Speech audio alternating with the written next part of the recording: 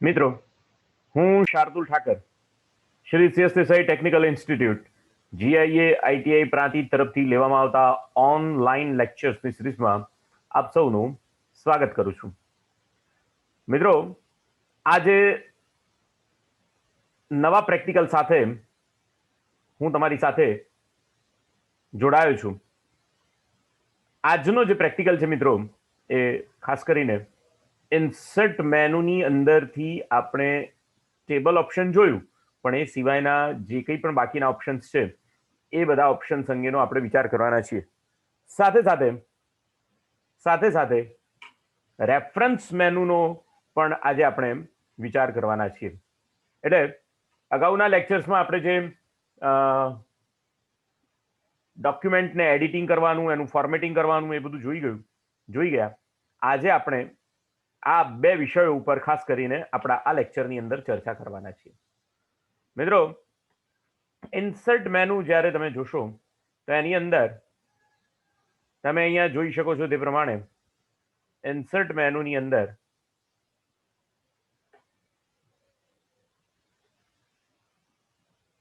અહીંયા વર્ડની file open છે, આપણો વર્ડનો ડોક્યુમેન્ટ ઓપન છે.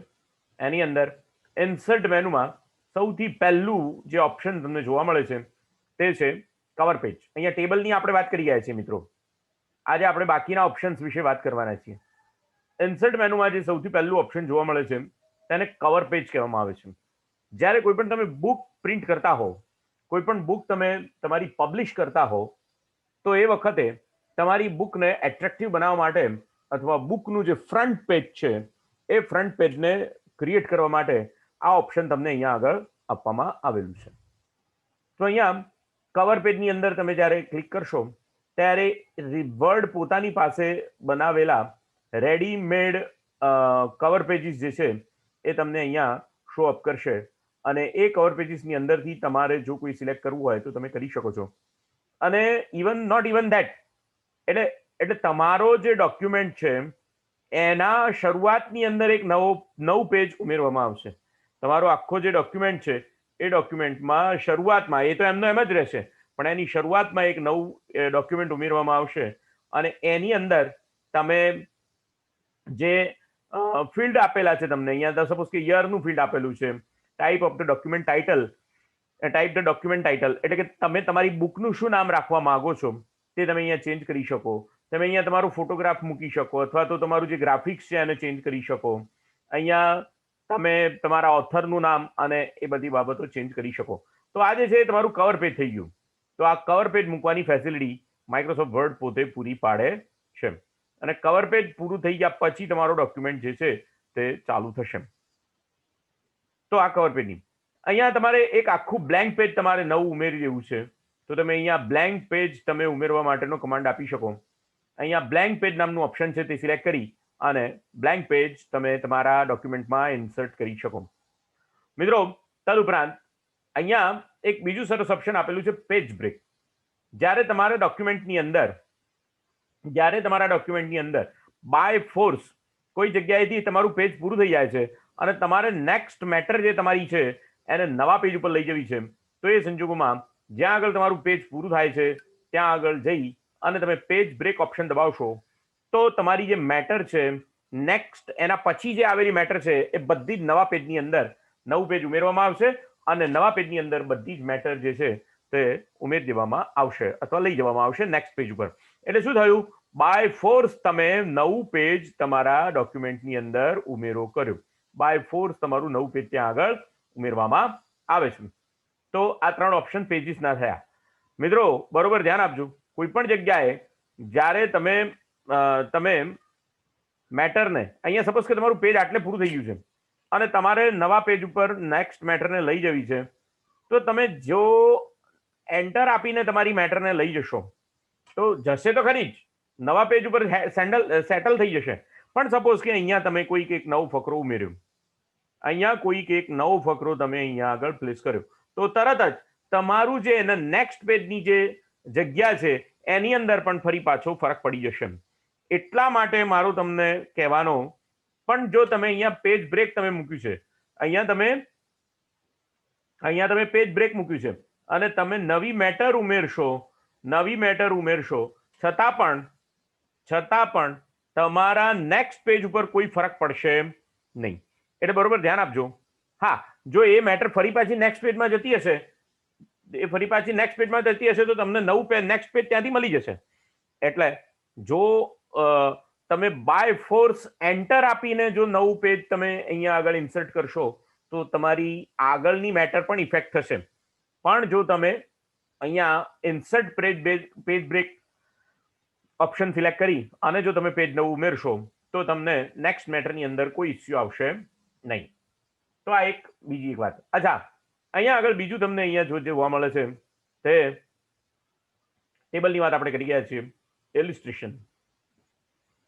ઇલિસ્ટ્રેશન જે છે એ તમને તમારા ડોક્યુમેન્ટની અંદર કોઈ પણ પ્રકારનું પિક્ચર ઉમેરવા માટેની ફેસિલિટી પૂરી પાડે છે.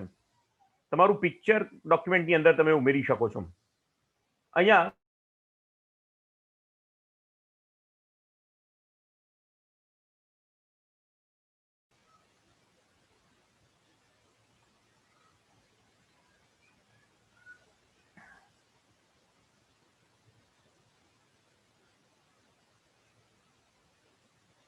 તમે તમારા ડોક્યુમેન્ટમાં અહીંયા કોઈ પણ પિક્ચર તમે અહીંયા આગળ ઉમેરી શકો છો. પિક્ચર ઉપર ક્લિક કરશો એટલે તરત જ તમને તમારા ફોલ્ડર્સની અંદરથી કયું પિક્ચર સિલેક્ટ કરવું છે એ તમને અહીંયા આગળ પૂછવામાં આવશે. અને ત્યારબાદ તમે એની અંદર જે રીતે જે ડોક્યુમેન્ટ અથવા તો લોકેશન ઓપન કરશો, એ લોકેશનની અંદર જે કંઈ પણ પિક્ચર્સ તમારા માટે પડેલા હશે તે પિક્ચર્સ તમને અહીંયા આગળ એ એડ કરવા દેશે. સપોઝ કે અહીંયા કોઈ એક પિક્ચર પડેલું છે, તો આ જે પિક્ચર છે એ હું અહીંયા આગળ મારા ડોક્યુમેન્ટમાં લઈ આવ્યો. બીજું એક બરોબર ધ્યાન આપજો મિત્રો, અહીંયા પિક્ચર ટૂલ કરીને નવું ફોર્મેટ મેનુ તમને પ્રાપ્ત થાય છે. જ્યારે તમે તમારા ડોક્યુમેન્ટમાં પિક્ચર ઉમેરશો એ વખતે તમને એક નવું મેનુ અહીંયા દેખાશે, ફોર્મેટ નામનું મેનુ દેખાશે. એની અંદરથી તમે એનું બ્રાઇટનેસ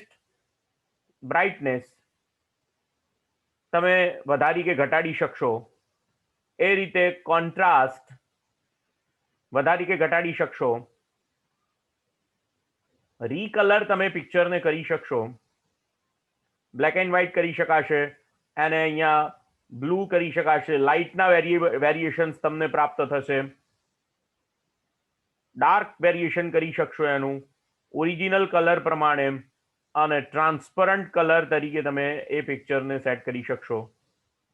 તો આ જે છે એ તમને તમારા પિક્ચરની અંદર ચેન્જ કરવાની ફેસિલિટી રીકલર પૂરું પાડે છે. કમ્પ્રેસ પિક્ચર, અહીંયા તમે તમારા પિક્ચરને કમ્પ્રેસ કરી શકશો, એટલે કે નાનું કરી શકશો. કમ્પ્રેસ કરી શકશો એટલે કે તમારા પિક્ચરને તમે નાનું કરી શકશો. અહીંયા તમને પિક્ચરની સ્ટાઇલ પણ બતાવે છે. અહીંયા તમે પિક્ચરની સ્ટાઇલ પણ સિલેક્ટ કરી શકશો. તમે બીજું એક વસ્તુ અહીંયા જુઓ, તમને આ જે પિક્ચર તમે સિલેક્ટ કરશો એટલે તમને અહીંયા આગળ ચારે બાજુએથી પિક્ચરને રીસાઇઝ કરવા માટેના પોઈન્ટ્સ આપવામાં આવે છે. ચારે બાજુએથી ટોટલ પિક્ચરને તમે રીસાઇઝ કરી શકો છો. રીસાઇઝ કરવાના પોઈન્ટ્સ તમને આપવામાં આવે છે. તો આ રીતે તમે પિક્ચરને અહીંયા આગળ જુઓ, પિક્ચરની સ્ટાઇલ છે, આ બોર્ડરની સ્ટાઇલ છે. પિક્ચરની બોર્ડરની સ્ટાઇલ તમે સેટ કરી શકો છો. કોઈ બોર્ડર ના રાખવી હોય તો આ રીતે એને 3D ઇમેજ છે. અહીંયા પિક્ચરને આ રીતે એનો શેડો પડે. અહીંયા બોલ્ડ તમારા પિક્ચરની બોલ્ડ બોર્ડર આવે, રાઉન્ડેડ પિક્ચર્સ થઈ જાય. પિક્ચર તમારું આખું જે છે તે રાઉન્ડ થઈ જાય. એ રીતે અહીંયા તમે તમારા પિક્ચરને આ રીતે પણ રાઉન્ડ કરી શકો. આ બધી જુદી જુદી સ્ટાઇલ્સ તમને અહીંયા આગળ આપવામાં આવેલી છે. તમારું પિક્ચર જે છે આ જુદા જુદા પ્રકારની સ્ટાઇલ્સ તમને અહીંયા આગળ આપવામાં આવેલી છે. પિક્ચરનો શેપ તમે સિલેક્ટ કરી શકો. આની વાત કરી છે. પિક્ચરનો શેપ તમે રેક્ટેન્ગ્યુલર ને બધા જુદા જુદા પ્રકારના શેપ તમે સિલેક્ટ કરી શકો. તો જો અહીંયા આગળ શેપ મેં જે સિલેક્ટ કર્યો એ પિક્ચરનો શેપ બદલાય છે, બરોબર? ધ્યાન આપજો મિત્રો. અહીંયા જો હું જો આ રીતનો શેપ સિલેક્ટ કરીશ તો અહીંયા પિક્ચરનો શેપ બદલાઈ જાય છે. પિક્ચરનો શેપ મારો ચેન્જ થાય છે. તમને ખ્યાલ આવે છે? આખું પિક્ચર જે છે એ તમે જે એરો આપો છો અથવા તમે જે સિલેક્ટ કરો છો એના પ્રમાણે પિક્ચરનો શેપ જે છે તે અહીંયા આગળ ચેન્જ થાય છે. ઠીક છે. પિક્ચરની બોર્ડર્સ અહીંયાથી તમે સેટ કરી શકો છો. બોર્ડરનું વેઇટ તમે સેટ કરી શકો છો. અહીંયા પિક્ચરની બોર્ડર તમે જોઈ શકો છો અને પિક્ચરના બોર્ડરનો કલર પણ તમે ચેન્જ કરી શકો છો. ઇવન ધો આપણે અહીંયા યલો કલર રાખીએ તો તમને વધારે આઈડિયા આવશે. યલો કલર રાખીએ અને હવે પિક્ચરની બોર્ડર જે છે એનું વેઇટ થોડું વધારીએ તો તમને વધારે આઈડિયા આવશે. તો આખી પિક્ચરની બોર્ડર જે છે એ તમે યલો કલરની સેટ કરી દીધી. તો આ પિક્ચર ઉપર પિક્ચરની સ્ટાઇલ કેવી રીતે રાખી એની વાત કરી. અહીંયા પિક્ચરનું એરેન્જમેન્ટ કેવી રીતે કરવાનું છે એની પણ અહીંયા હું તમારી સાથે વાત કરીશ. પિક્ચરની પોઝિશન જે છે એ તમારે કેવી રીતે રાખવી છે. અહીંયા સપોઝ કે આ પિક્ચર જે છે, આ જે પિક્ચર છે એને જરા હું નાનું કરી દઉં, અને પછી હું આ પિક્ચરને અહીંયા ટેક્સ્ટની વચ્ચે કોઈ જગ્યાએ મૂકવા માંગુ છું. તો હવે મારા પિક્ચરની પોઝિશન જે છે એ અત્યારે તમે જુઓ લેફ્ટ ટેક્સ્ટ ટ્રેપિંગ વાળી થઈ ગઈ. તમે સમજો, મારું પિક્ચરની પોઝિશન અને ટેક્સ્ટની પોઝિશન બંને મેચ થવી જોઈએ. અહીંયા સેન્ટર પોઝિશન વાળું થશે અને આ ઓપ્શન સિલેક્ટ કરવાથી રાઈટ એંગલ પિક્ચરની પોઝિશન થશે અને એ રીતે વચ્ચે મિડલમાં વચ્ચોવચ્ચ અને એ રીતે તમે તમારા પિક્ચરનો લેઆઉટ જે છે એ તમે ગોઠવી શકો છો. બીજી એક વસ્તુ મારે જે તમને બતાવવાની છે, અહીંયા તમે પિક્ચરને રોટેટ કરી શકો છો. Rotate 90 degree. તો તમારું પિક્ચર જે છે તે રોટેટ થશે. ફરી પાછું આપણે હતું એમનું એમ કરી દઈએ તો એના માટે એને 2 વખત ફરી પાછું રોટેટ કરવું પડશે 90 ડિગ્રી ઉપર.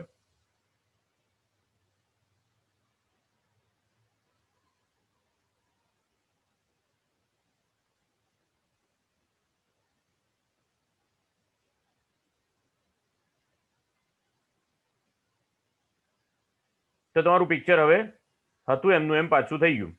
પણ તમે પિક્ચરને અહીંયા આગળ ફ્લિપ વર્ટિકલી પણ ફ્લિપ કરી શકો છો.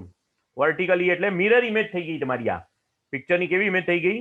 ફ્લિપ હોરિઝોન્ટલી અને ફ્લિપ વર્ટિકલી.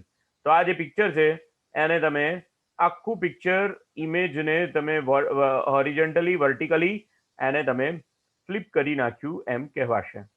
ફ્લિપ વર્ટિકલી અને ફ્લિપ હોરિઝોન્ટલી. એ રીતે તમને અહીંયા આગળ તમને રોટેશનના બીજા પણ જેને કહેવાય કે ઓપ્શન્સ મળે છે.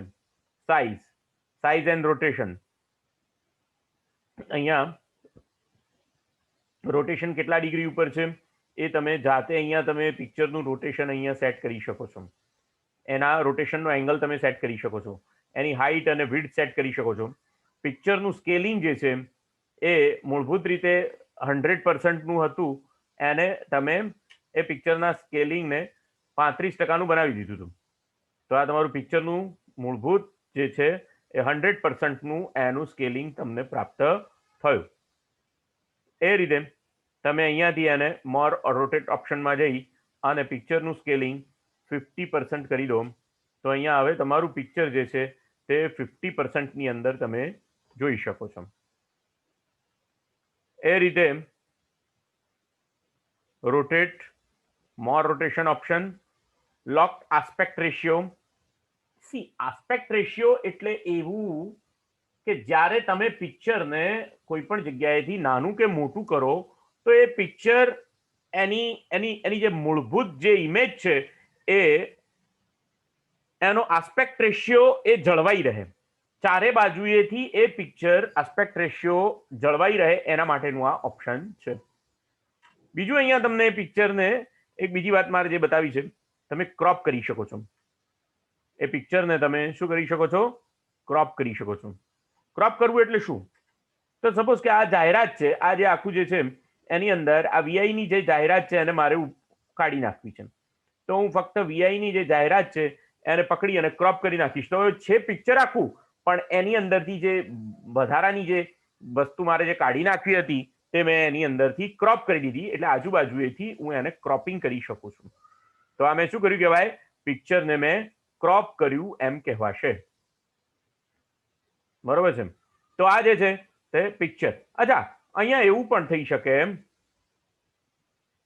અહીંયા એવું પણ થઈ શકે કે તમારી પાસે જે પિક્ચર જે છે એ એક કરતા વધારે પિક્ચર્સ હોય અને એક કરતા વધારે પિક્ચર ઉપર તમે સેટિંગ કરતા હો. દાખલા તરીકે હું તમને અહીંયા એક્ઝામ્પલ તરીકે બતાવું.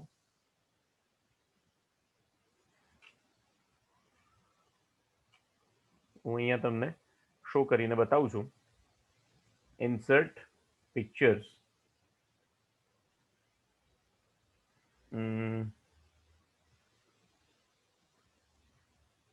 ડેસ્કટોપ ઉપર બીજું કોઈ પિક્ચર નથી મારા ખ્યાલથી.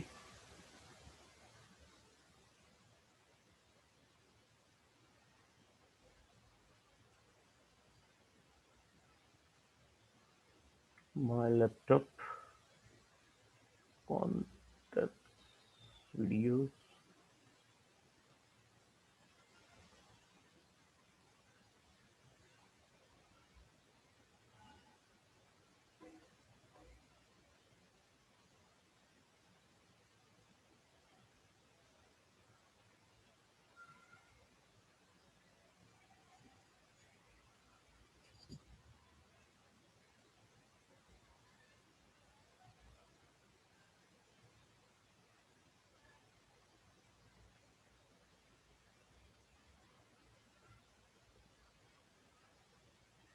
ઓકે, અહીંયા બે ઇમેજ છે મારી પાસે. એક ઇમેજ છે, એક આ રીતની ઇમેજ છે. આઈ પ્રોટેક્ટ યુ, યુ પ્રોટેક્ટ મી. માસ્કની તમારી ઇમેજ છે, બરોબર. આ આખી એક ઇમેજ છે મારી પાસે. અને અહીંયા મારી પાસે એક બીજી પણ ઇમેજ, હું એને પિક્ચર તરીકે લાવું છું.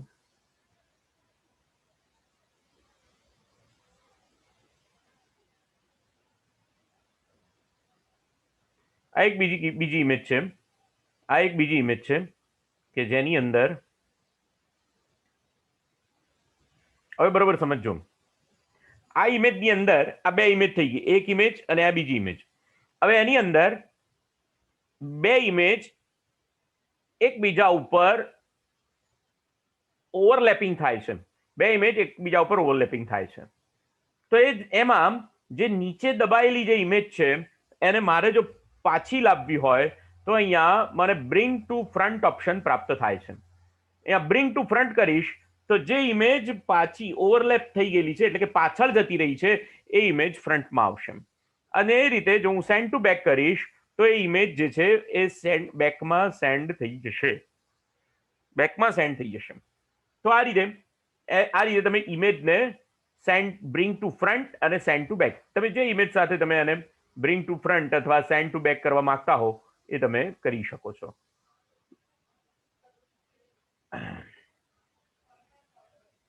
તમારી આ બે ઇમેજ છે. આ ઇમેજની અંદર સપોઝ કે હવે હું આ આખી ઇમેજ છે, આ આખી ઇમેજ છે એને હું અહીંયા પ્લેસ કરું છું, અહીંયા પ્લેસ કરું છું. એટલે આ બે ઇમેજ થઈ ગઈ. પણ હવે આ બંને ઇમેજને મારે ભેગી કરવી છે, તો એ બંને ઇમેજને હું સિલેક્ટ કરી,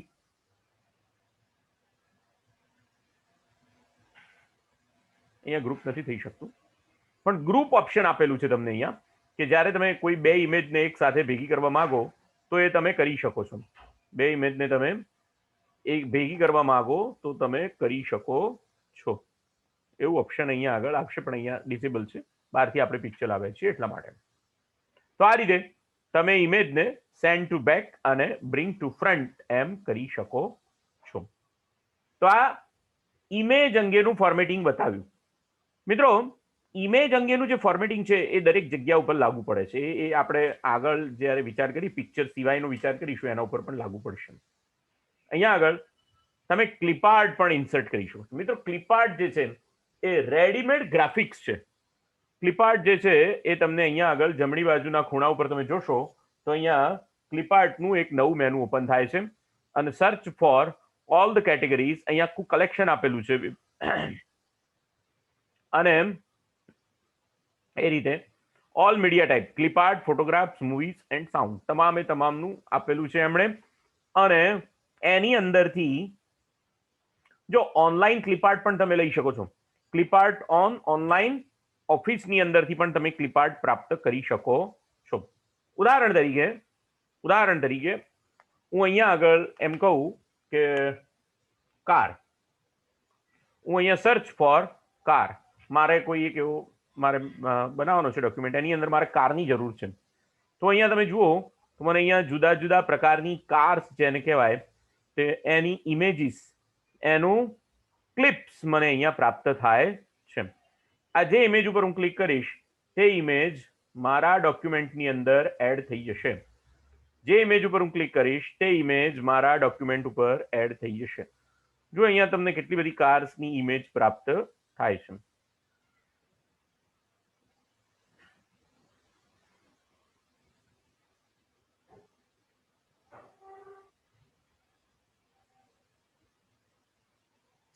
એક વખત તમે ઇમેજને તમારા ડોક્યુમેન્ટમાં લઈ લીધી પછી એને ફોર્મેટ કરવાનું ને એ બધું જે છે એ મેં હમણાં તમને જે પ્રમાણે શીખવ્યું એ જ પ્રમાણે એના ઓપ્શન તમારે સિલેક્ટ કરી અને તમારે કામ કરવું પડે. આ તમારું ઓરિજિનલ ડોક્યુમેન્ટ છે.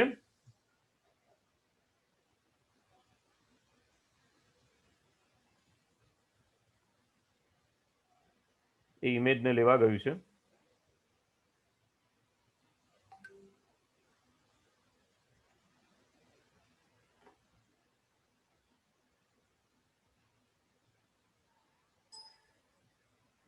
ના પાડે છે Word cannot obtain data, એ ઇમેજ આવી શકે એમ નથી. આપણે આ ઇમેજને લઈ લઈએ અહીંયા આગળ.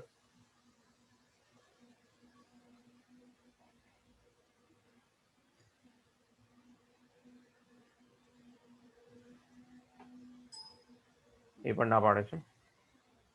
વોટ એવર ઇટ મે, એક વખત પણ તમારી પાસે એક વખત ઇમેજ આવી ગઈ. ઘણા બધા સબ્જેક્ટ છે એની અંદર. તમે કાર લો, તમે બાઇકની વાત કરો તો તમને જુદા જુદા બાઇક્સના તમને અહીંયા આગળ ફોટોગ્રાફ્સ તમને દેખાડવામાં આવશે. એની અંદરથી ક્લિપ આર્ટ્સ તમે પ્રાપ્ત કરી શકશો. મિત્રો, અત્યારના જમાનામાં ઇમેજ ક્યાંથી લાવવી એ કંઈ બહુ મોટો પ્રશ્ન રહ્યો નથી, પરંતુ આ ક્લિપ આર્ટ જે છે એ તમને અહીંયાથી પ્રાપ્ત થાય છે. તમે સપોઝ કે પેન, તો જુદી જુદી પ્રકારની પેન્સ તમને અહીંયા આગળ ક્લિપ આર્ટની અંદર પ્રાપ્ત થશે.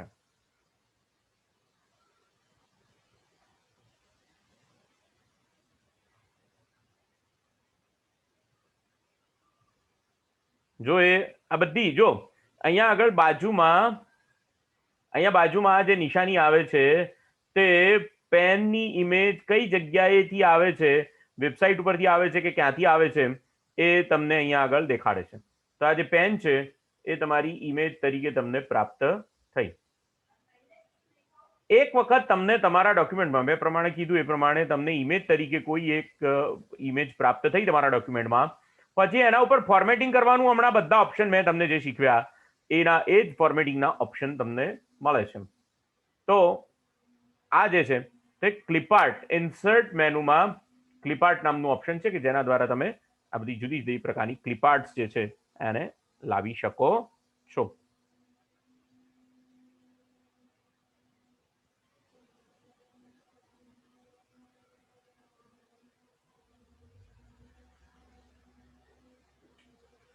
આપણે જે ઇમેજ ઇન્સર્ટ કરતા હતા એ પેનની ઇમેજ ઇન્સર્ટ થયેલી છે. Okay, whatever it may. આગળ જઈએ. અહીંયા જો તો મિત્રો જુદા જુદા શેપ્સ તમને અહીંયા આગળ પ્રાપ્ત થાય છે. હવે આ બધા જ શેપ વિશે દરેક વિશે જુદું જુદું સમજાવવાનું કદાચ ના પણ થાય, પરંતુ એટલું નક્કી છે કે આ શેપ કયા કયા પર્પઝ માટે ઉપયોગમાં લેવામાં આવે છે. હું અહીંયા તમારી સાથે વાત કરું સપોઝ કે, તો આ જે છે તે ટેક્સ્ટ બોક્સ છે. અહીંયા પણ તમને ટેક્સ્ટ બોક્સ પ્રાપ્ત થાય છે. ઇન્સર્ટ મેનુમાંથી અલગ રીતે પણ ટેક્સ્ટ બોક્સ મળે છે, પણ અહીંયા સપોઝ કે ટેક્સ્ટ બોક્સ છે. હવે ટેક્સ્ટ બોક્સ જે છે એ તમને એવી વસ્તુ પૂરી પાડે છે, એવો બ્લોક પૂરો પાડે છે કે જેની અંદર તમે નિશ્ચિત એરિયામાં રહીને તમારી ટેક્સ્ટને તમે એની અંદર ગોઠવી શકો છો, એની અંદર લાવી શકો છો. એટલે તમને આટલા એરિયામાં જ આ ટેક્સ્ટ જે છે તમારી આટલા એરિયામાં જ લખાશે. અને હવે જો તમે આ ટેક્સ્ટ બોક્સની જે બોર્ડર છે એને બંધ કરી દો, અહીંયા આગળ તમે જુઓ ટેક્સ્ટ બોક્સની બોર્ડર તમને બંધ કરવા માટેનું ઓપ્શન આપેલું છે. શેપ આઉટલાઇનની અંદર તમે જઈ અને નો આઉટલાઇન આપી દો તો તમે આ ટેક્સ્ટ બોક્સ જે છે એની બોર્ડર બંધ થઈ જશે. તો તમને લેખાશે ટેક્સ્ટ આની આ જ, પણ એ જેટલા એરિયામાં તમને કીધું છે એટલા એરિયામાં જે ટેક્સ્ટ, એના કરતાં તમે એના એરિયાને નાનો કરશો, ઇવન નાનો કરશો તો પણ તમારું ટેક્સ્ટ એટલી નાની થઈ જશે, અથવા તો એટલો એરિયા જે છે એ થઈ જશે. તો ટેક્સ્ટ બોક્સ કહેવાય આને. શું કહેવામાં આવશે? Text box. એટલે કોઈ ઇલિસ્ટ્રેશન માટે, કોઈ ઉદાહરણ માટે તમારે કોઈ આ રીતે મૂકવું હોય તો તમે કરી શકો છો. તો આ એક ઓબ્જેક્ટ થઈ ગયો, ટેક્સ્ટ બોક્સનો ઓબ્જેક્ટ થયો. આ એક ટેક્સ્ટ બોક્સનો ઓબ્જેક્ટ થયો. એ રીતે મિત્રો અહીંયા ઇન્સર્ટ મેનુમાં શેપ્સ છે, એની અંદરથી લાઇનિંગ્સ તમે મૂકી શકો. અહીંયા આગળ તમે એરો મૂકી શકો, બોક્સ મૂકી શકો,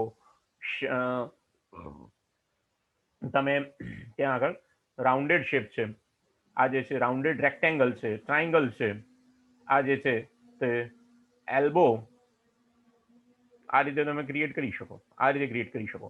અને હવે તમારો આ જે શેપ છે એને ચેન્જ કરવો હોય તો અહીંયાથી તમે આ રીતે પણ એને ચેન્જ પણ કરી શકો.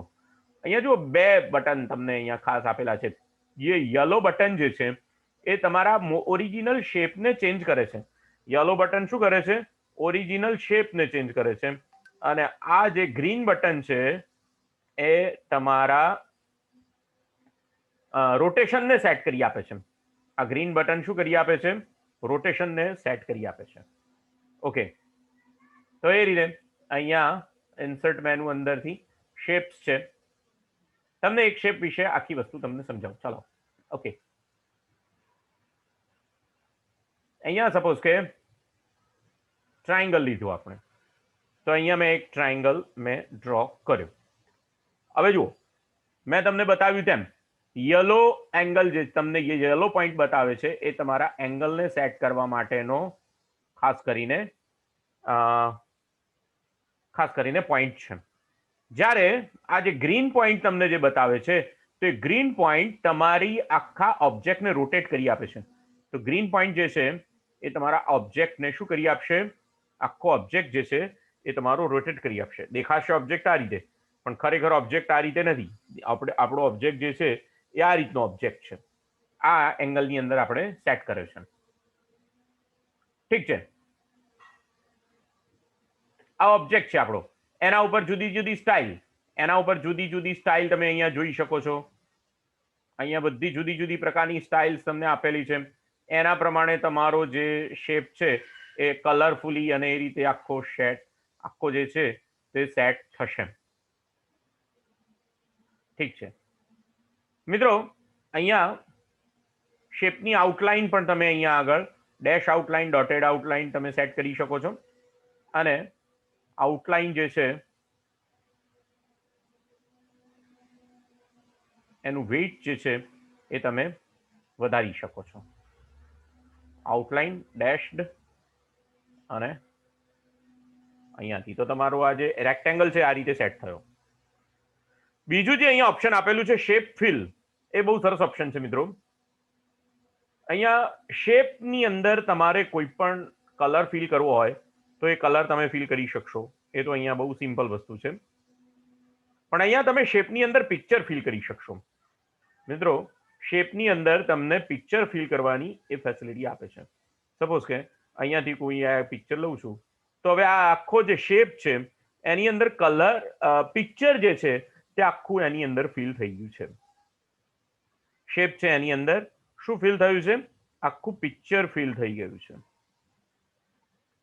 અને ઇવન આ શેપને હું અહીંયા સેન્ટરમાં લાવી દઈશ, ત્રિકોણ બનાવી દઈશ તો આખું પિક્ચર જે છે એ મને બદલાઈ જશે. અહીંયાથી હું હવે શેપને જો ચેન્જ કરી દઈશ, મારો જે શેપ છે એને ચેન્જ કરી દઈશ તો ષટકોણ આકારનો શેપ થઈ જશે અને એની અંદર તમને આખું પિક્ચર જે છે તે ફિલ કરેલું દેખાશે. આ આખું જે પિક્ચર છે આ રીતે છે, પિક્ચર આ રીતે છે.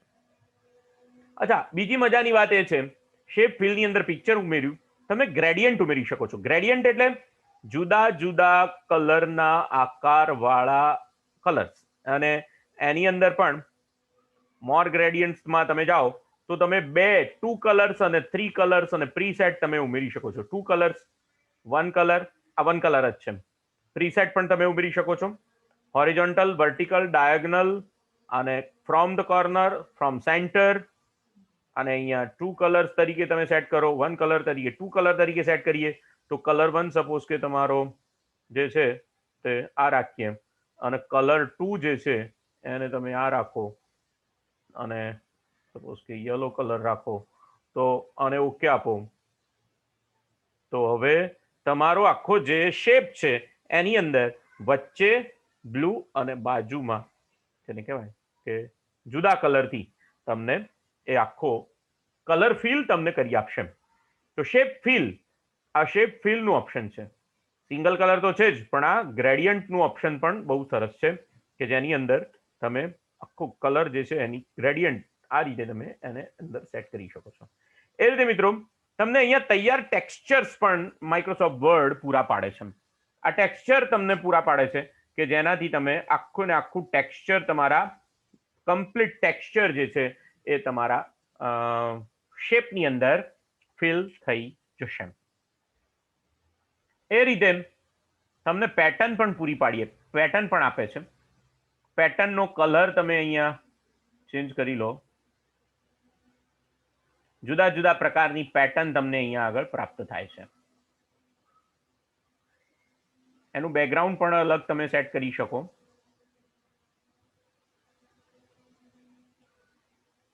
આ તમે પેટર્નનું બેકગ્રાઉન્ડ સિલેક્ટ કર્યું છે, પેટર્નનું બેકગ્રાઉન્ડ.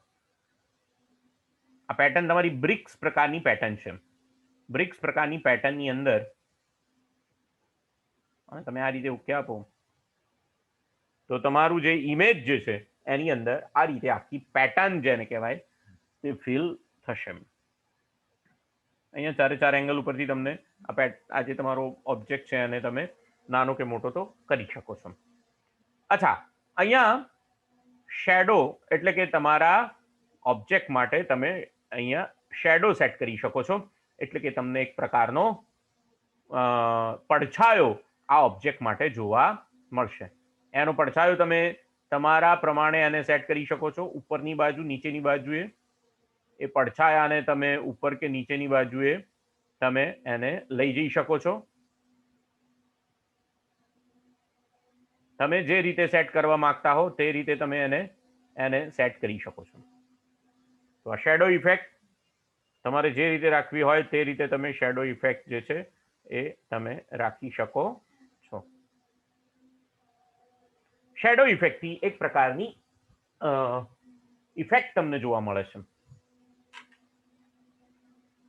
ઠીક છે, અહીંયા તમે ઓબ્જેક્ટને, અહીંયા હું શેડો જે છે એ ડ્રોપ શેડો આપી દઉં છું, શેડો નથી મૂકવું મારે. અહીંયા તમે તમારા ઓબ્જેક્ટને 3D બનાવી શકો છો. તમે કયા પ્રકારથી એને 3D બનાવવા માંગો છો એ તમને અહીંયા જોવા મળે છે. હવે આ ઓબ્જેક્ટ છે, આ રીતે 3D ઓબ્જેક્ટ તમને પ્રાપ્ત થાય છે. આ ઓબ્જેક્ટ આ રીતે નીચેથી 3D આવે છે, અને એને તમે આ રીતે થોડોક સીધો પણ કરી શકો, એનો એંગલ પણ બદલી શકો, એનો એંગલ બદલી શકો. તો આ જે છે આખો ઓબ્જેક્ટ જે છે તમારો એ 3D ઓબ્જેક્ટ તમને અહીંયા દેખાય છે.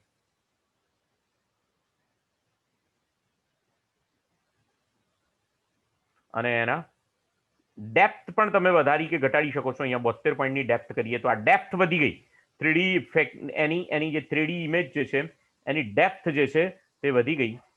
એનું લાઇટિંગ જે છે એ તમને જે એંગલ ઉપરથી તમારે એનું લાઇટિંગ લેવું હોય એ એંગલ ઉપરથી તમે એનું લાઇટિંગ લઈ શકો છો.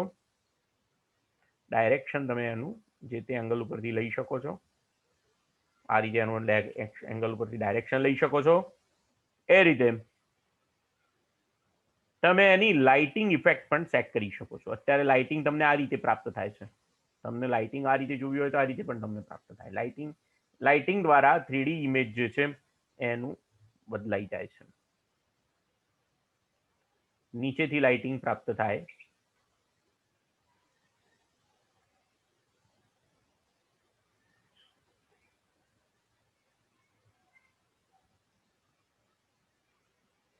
એની સરફેસને તમે જોઈ શકો છો. જો તમે શેડોની અંદર અથવા તમારી જે ઇમેજ છે એની અંદર કશું ફીલ ના કરો, નો ફીલ કરો, અને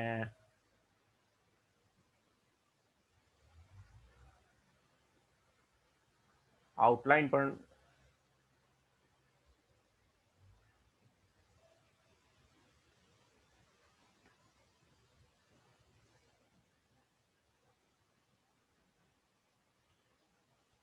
હવે તમે જુઓ, આ છે તો ચોરસ જ, પણ આખું રિંગ જેવું લાગે છે. તો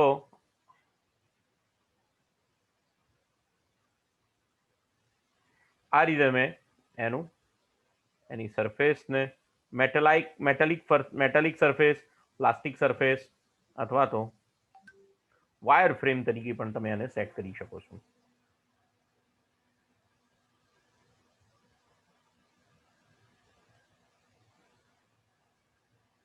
એને રોટેટ ને બધું તો કરી જ શકાય,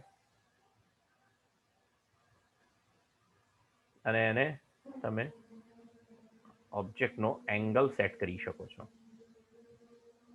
તો રેક્ટેંગલ થઈ ગયો આખો. આ ઓબ્જેક્ટ જે છે, આ જે છે એ તમારા શેપને બદલી આપે છે, બરોબર છે. તો આ જે છે તે આ ફોર્મેશનની વાત કરી એની.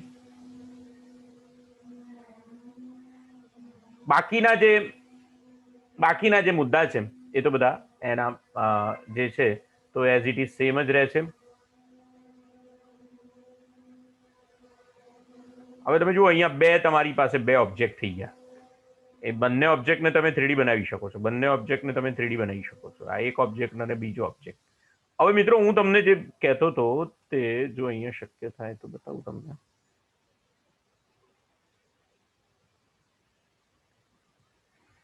હવે જો, આ એક ઓબ્જેક્ટ છે તમારો, આ એક ઓબ્જેક્ટ છે, અને આ બીજો ઓબ્જેક્ટ છે. અને હવે જો તમે આને ગ્રુપ કરી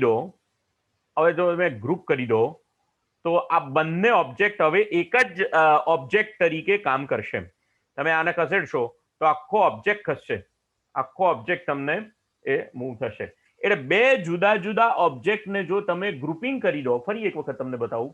ઇન્સર્ટ મેનુમાં જઈએ, ઇન્સર્ટ શેપ્સ, અને એક રેક્ટેંગલ હું સિલેક્ટ કરું છું, અને એક બીજો ઓપ્શન અહીંયાથી સિલેક્ટ કરું છું, ડાઉન એરો કી. આ બંને ઓબ્જેક્ટ મેં બતાવ્યા. આ બંને ઓબ્જેક્ટની અંદર એક ઓબ્જેક્ટ અને આ બીજો ઓબ્જેક્ટ. આ પહેલા ઓબ્જેક્ટની અંદર હું કલર ફિલ કરી દઉં છું, અને આ બીજો જે ઓબ્જેક્ટ છે એને જરા સેટ કરી, અને હવે બંને ઓબ્જેક્ટને હું ગ્રુપ કરી દઉં છું. તો હવે આ બંને ઓબ્જેક્ટ જે છે એ મારા સેમ ઓબ્જેક્ટ તરીકે કામ કરશે. બંને ઓબ્જેક્ટ મારો એક જ ઓબ્જેક્ટ તરીકે આખું કામ કરશે.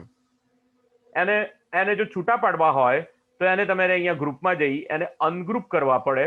તો આ બંને ઓબ્જેક્ટ હવે અનગ્રુપ થઈ ગયા, એટલે બંને ઓબ્જેક્ટ છૂટા થઈ ગયા. પહેલા બંને ઓબ્જેક્ટ ગ્રુપમાં હતા.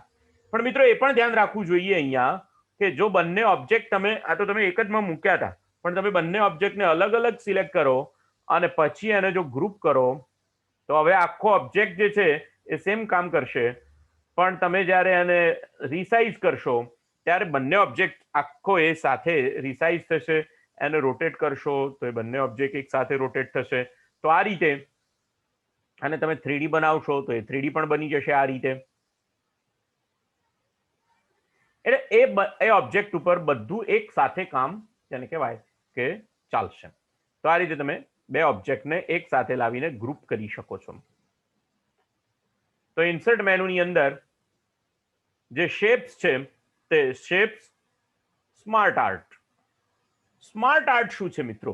બહુ જ સરસ વસ્તુ છે સ્માર્ટ આર્ટ જે છે તે. જ્યારે તમારા ડોક્યુમેન્ટની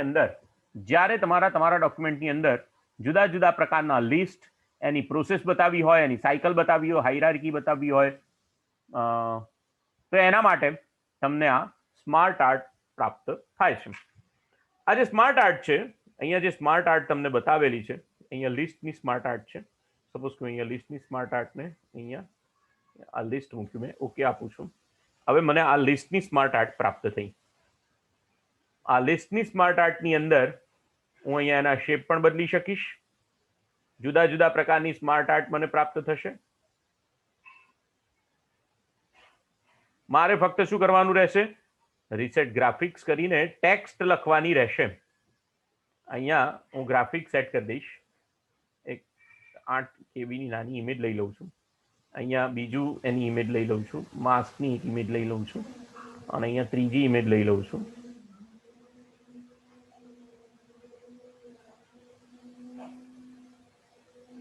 પિક્ચર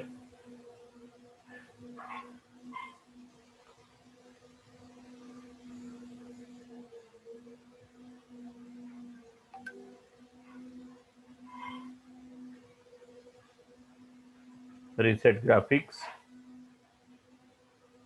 એક પીએનજી ઇમેજ લઈ લઈએ.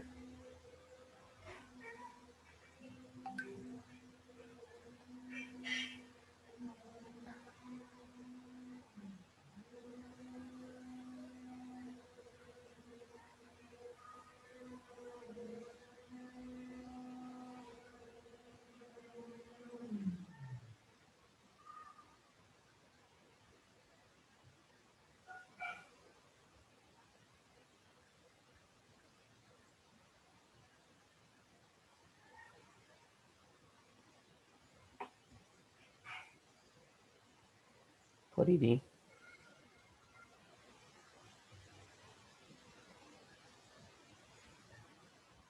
ઇન્સર્ટ મેનુમાં જઈને સ્માર્ટ શેપ્સ અને અહીંયા લિસ્ટ મૂકું છું. સપોઝ કે હું વિન્ડોઝ ઓપરેટિંગ સિસ્ટમ વિશેની વાત કરું છું તો અહીંયા મારે ટેક્સ લખવી પડે. અહીંયા સપોઝ કે વિન્ડોઝ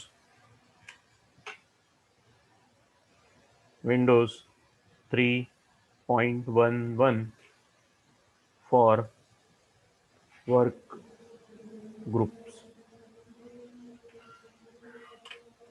અચ્છા, અને હવે અહીંયા મારે એનું ચિત્ર લેવું છે તો મેં અહીંયા એનું ચિત્ર લઈ લીધું અને સિલેક્ટ કરી દીધું. તો હવે મારું એનું ચિત્ર થઈ ગયું. અહીંયા આગળ હું લખું સપોઝ કે વિન્ડોઝ XP અને અહીંયા એનું ચિત્ર મારે લેવું છે. સપોઝ કે આ એનું પિક્ચર થઈ ગયું. અહીંયા લખવું છે મારે વિન્ડોઝ 7 અને અહીંયા એનું મારે ચિત્ર લેવું છે તો એનું ચિત્ર થઈ ગયું.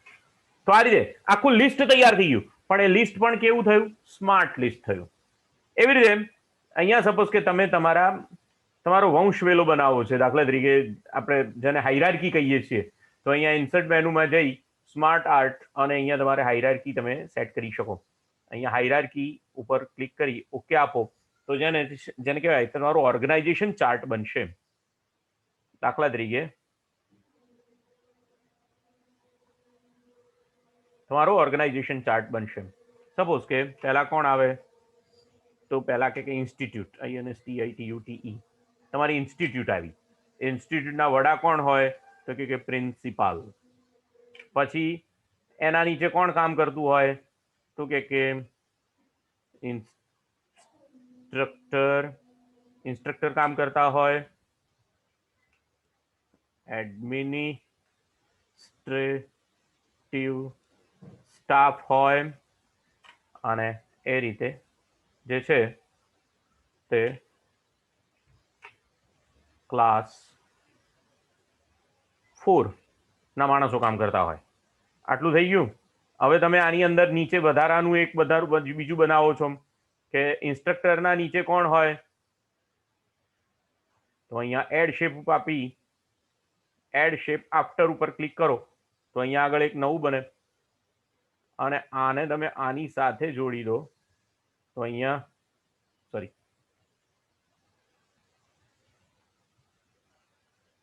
એડ શેપ બિલો. તો ઇન્સ્ટ્રક્ટરના નીચે કોણ હોય તો કે ઇન્સ્ટ્રક્ટર જે છે એના નીચે અહીંયા ટેક્સ્ટ બોક્સ નથી આવ્યું. અહીંયા ટેક્સ્ટ બોક્સ લઈ લઈએ આપણે.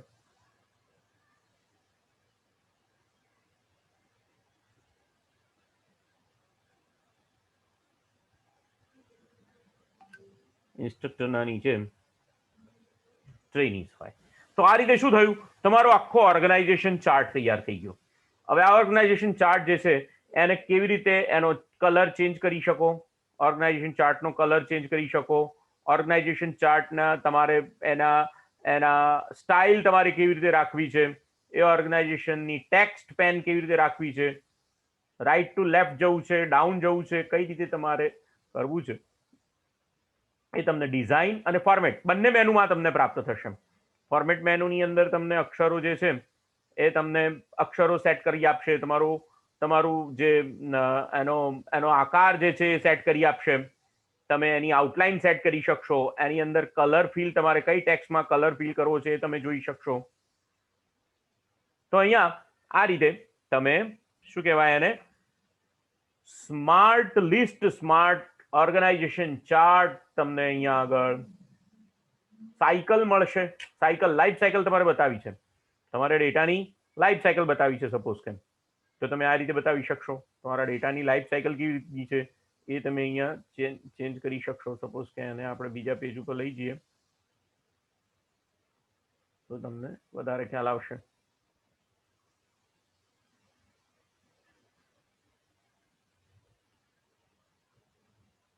સપોઝ કે અહીંયા ઇન્સર્ટ સ્માર્ટ આર્ટ અને સાયકલ, તો આખી સાયકલને તમે અહીંયા ઓકે આપો છો, અહીંયા ઇન્સર્ટ કરો છો.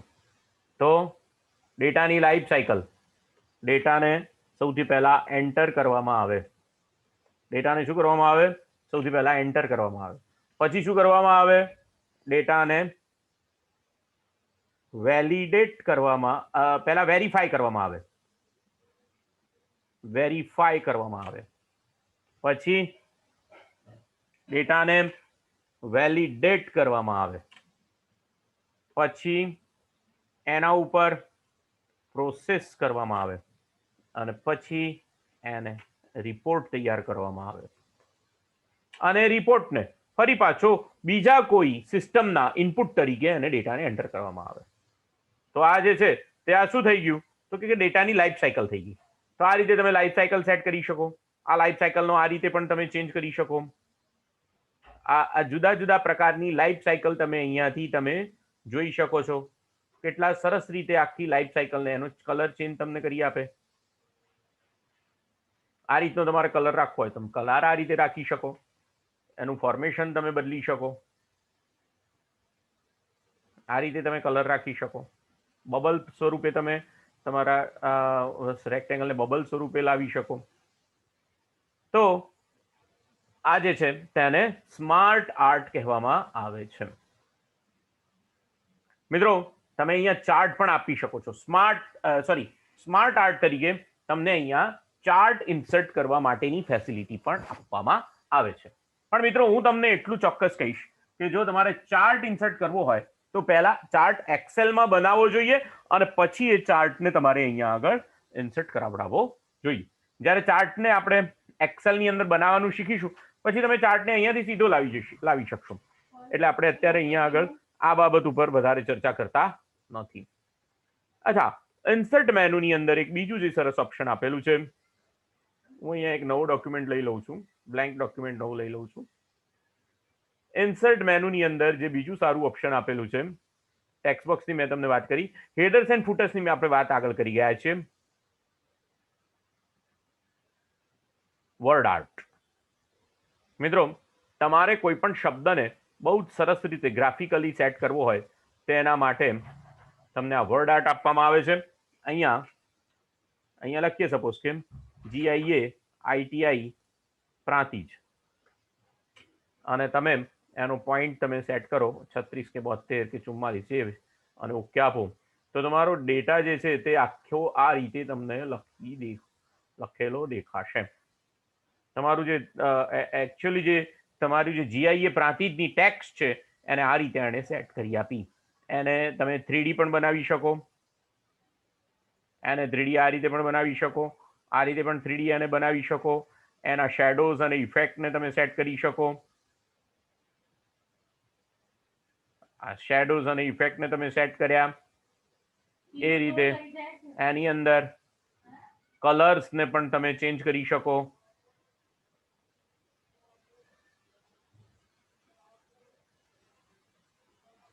જો અહીંયા મોર કલરનું ઓપ્શન હું તમને અહીંયા બતાવવા માંગીશ. મોર કલરના ઓપ્શનની અંદર તમારે વધારે ને વધારે સારા કલર તમારે જોઈતા હોય તો તમે એ રીતે સેટ કરી શકો છો, અને તમારે કસ્ટમની અંદર એ કલરને વધારે ને વધારે એન્હાન્સ તમે કરી શકો છો. ઠીક છે, તો આ રીતે તમારી આ વર્ડ આર્ટ થઈ. આ વર્ડ આર્ટને તમે આ રીતે સેટ કરી શકો. અહીંયા આખી તમને વર્ડ આર્ટનું ઓપ્શન જે કંઈ પણ આપેલા છે એ દરેકે દરેક વર્ડ આર્ટની ઓપ્શન માટે તમને જે જીઆઈએ પ્રાંતિજ તમે લખ્યું છે આ રીતે પણ લખી શકાય, આ રીતે પણ લખી શકાય. આ વર્ડ આર્ટ એને તમે આ રીતે પણ લખી શકો છો, જીઆઈએ પ્રાંતિજ. હવે એની અંદર કલર ફિલ તમે કરો, એની અંદર તમે ગ્રેડિયન્ટ મૂકો, તમારા કલરની ગ્રેડિયન્ટ આવે. તમે એની અંદર કોઈ પિક્ચર મૂકવું હોય તો તમે પિક્ચર પણ ફિલ કરી શકો. ઉદાહરણ તરીકે અહીંયા મારી પાસે થોડા પિક્ચર પડ્યા છે. Suppose important document of ITI, અને દાખલા તરીકે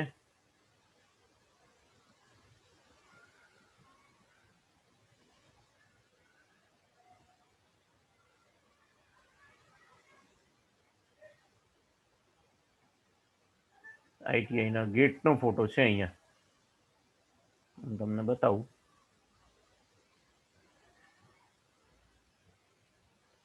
પ્લાન છે, આ કોરિડોરમાં જતા રહીએ. આઈટીઆઈનો આખો કોરિડોરના જુદા જુદા ફોટોગ્રાફ્સ છે મારી પાસે. તો એની અંદર સપોઝ કે આ પિક્ચર હું ફિલ કરીશ. તો હવે તમે જુઓ અહીંયા આગળ આ આખું જે પિક્ચર છે તમારા વર્ડ આર્ટની અંદર આખું પિક્ચર એણે તમને સેટ કરી આપેલું છે.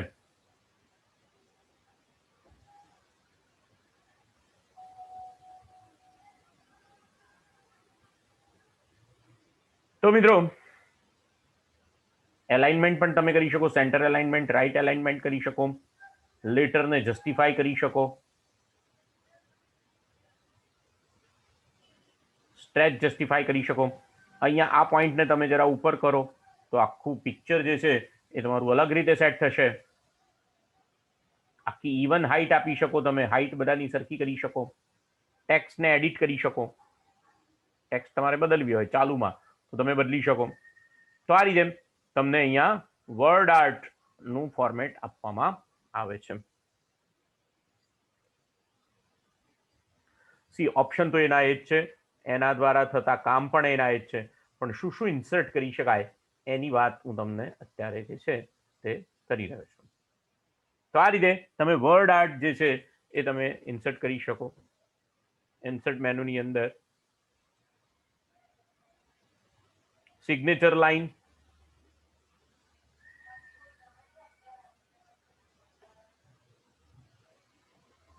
સિગ્નેચર લાઇન એટલે મિત્રો શું કહેવાય, તમે જ્યારે કોઈ પત્ર લખતા હો તો એ પત્રની નીચે તમે જ્યારે લખો કે યોર સિન્સિયરલી, યોર ફેથફુલી, અને આ બધું જ્યારે તમે લખો ત્યારે એને સિગ્નેચર લાઇન કહેવાય. તમે અહીંયા તમારા ડોક્યુમેન્ટની અંદર ડેટ એન્ડ ટાઈમ ઇન્સર્ટ કરી શકો. તમે જે પ્રમાણે ઈચ્છો તે પ્રમાણે તમારો ડેટ એન્ડ ટાઈમ સ્ટેમ્પ અહીંયા આગળ ઇન્સર્ટ થઈ શકશે. વેસ્ટર્ન ઇંગ્લિશ વાર સાથે 17 ડિસેમ્બર ને ગુરુવારે હું અત્યારે લેક્ચર લઉં છું તો આ આખો જે ટાઈમ સ્ટેમ્પ છે એ આખો મને ડેટ એન્ડ ટાઈમ સ્ટેમ્પ આખો મને ઇન્સર્ટ કરી આપશે. અહીંયા ટાઈમ સ્ટેમ્પ પણ તમે ઇન્સર્ટ કરી શકો છો.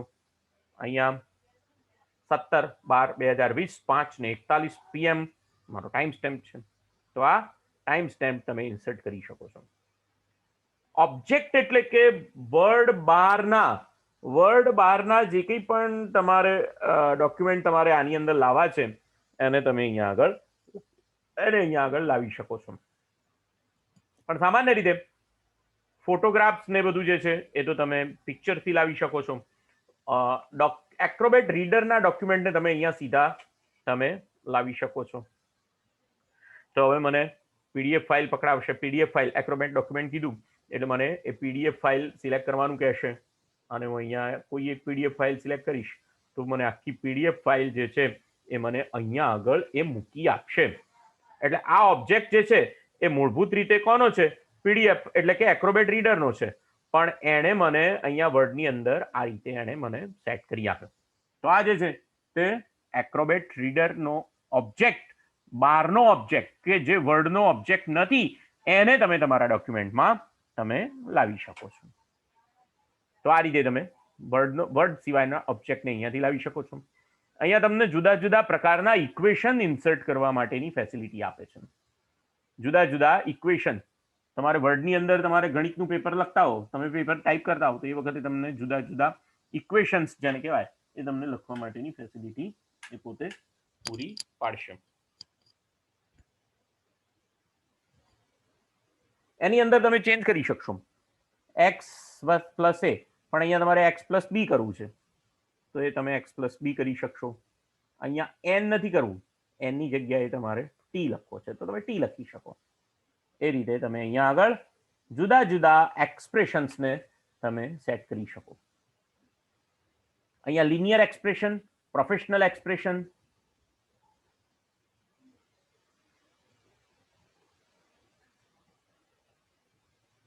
તો આખું જે છે એ તમને આ એક્સપ્રેશન કેવી રીતે બતાવ્યું, એણે લિનિયર એક્સપ્રેશન બતાવ્યું, એક જ લાઈનમાં સીધું એક્સપ્રેશન બતાવ્યું. અહીંયા એક્સપ્રેશનની અંદર જુદા જુદા સિમ્બોલ્સ પણ લેસ ધેન ને ગ્રેટર ધેન ના અને બધા સિમ્બોલ ઇન્સર્ટ કરી શકો, ફ્રેક્શન ઇન્સર્ટ કરી શકો, એક્સપોનેન્શિયલ ઇન્સર્ટ કરી શકો. સપોઝ કે હું તમને બતાવું, અહીંયા રેડિકલ ફ્રેક્શન ઇન્સર્ટ કરી શકો, રેડિકલ ફ્રેક્શન ઇન્સર્ટ કરી શકો. તમે અહીંયા બ્રેસિસ ઇન્સર્ટ કરી શકો, એન્સન્ટ ઇન્સર્ટ કરી શકો. મેટ્રિક્સ તમારે લેવો છે તો આ 3x3 નો મેટ્રિક્સ તમે ઇન્સર્ટ કરી શકો. તો આ જે ઇક્વેશનનું જે ઓપ્શન છે તે વર્ડને સાયન્ટિફિક ડોક્યુમેન્ટ બનાવતી વખતે સપોર્ટ કરવા માટેનું ઓપ્શન છે. અથવા મેથેમેટિકલ ડોક્યુમેન્ટ તમે જ્યારે કોઈ ચેન્જ બનાવતા હો તો એ વખતે તમને સપોર્ટ આપે એના માટેનું આ ઓપ્શન છે. અહીંયા તમારે ઇક્વેશન લખવું છે પણ ઇક્વેશનની અંદર શું લખવું છે ભાઈ, ચતુર્મૂળ એવું લખવું છે તો તમે આ ચતુર્મૂળ લખી શકો. અને હવે તમે આ ઇક્વેશનનો વ્યૂ જે છે એ પ્રોફેશનલ આપો તો આ રીતે તમારું ઇક્વેશનનું પ્રોફેશનલ વ્યૂ થઈ જશે. આ વ્યૂ તમારો જે છે ઇક્વેશનનો પ્રોફેશનલ વ્યૂ થઈ જશે. આની અંદર તમારે 1 5 3 9, તો આ રીતે તમે શું કર્યું, આ ઇક્વેશનની અંદર તમે જેને કહેવાય કે મેટ્રિક્સ મૂક્યું. અહીંયા ઇક્વેશનમાં તમે શું કર્યું કહેવાય, મેટ્રિક્સ મૂક્યું. અહીંયા ચતુર્મૂળ, ચતુર્મૂળની અંદર મારે શું લખવું છે કે ભાઈ 264 નું ચતુર્મૂળ, તો હું 264 લખીશ તો 264 નું ચતુર્મૂળ અહીંયા આગળ. તો આ રીતે ઇક્વેશન તમે અહીંયા ઇન્સર્ટ કરાવી શકો છો. એ રીતે જુદા જુદા સિમ્બોલ્સ કે જે કીબોર્ડ ઉપરથી પ્રિન્ટ નથી થઈ શકતા એવા સિમ્બોલ્સને પણ તમે અહીંયા આગળ ઇન્સર્ટ કરાવી શકો છો. હવે અહીંયા તમારે એની પછી એની સાઈઝ મોટી કરી દેવી પડે. સપોઝ કે પાઈનો સિમ્બોલ તમારે ઇન્સર્ટ કરવો છે તો અહીંયા એનો હવે તમારે એની સાઈઝ જે છે એ તમારે વધારી દેવી પડે, પાઈ. એ રીતે તમે અહીંયા એવા જુદા જુદા સિમ્બોલ્સ કે જે સપોઝ કે આ કોપીરાઇટનો સિમ્બોલ છે, આ કોપીરાઇટનો સિમ્બોલ છે, આ જે સિમ્બોલ છે તે રજિસ્ટર્ડનો સિમ્બોલ છે, આ જે સિમ્બોલ છે એ ટ્રેડમાર્કનો સિમ્બોલ છે, આ સિગ્માનો સિમ્બોલ છે. તો આ બધા સિમ્બોલ તમે અહીંયા આગળ ઇન્સર્ટ કરાવી શકો છો. સિમ્બોલ ઇન્સર્ટ કરવું અને ઇક્વેશન એ બે વસ્તુ જુદી છે. 2 મિનિટ. હલો હલો, હા હા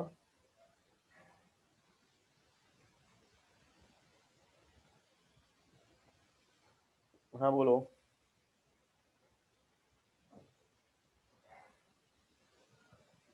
બરોબર. Shardul Thakar.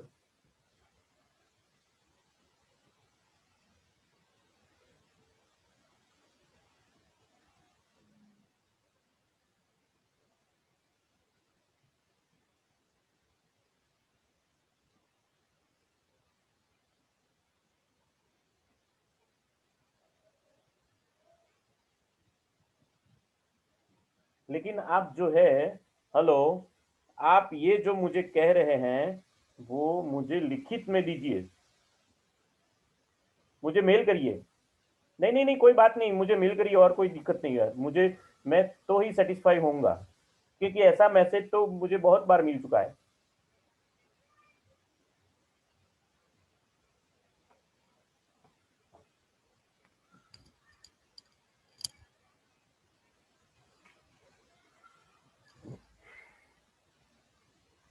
whatever it may.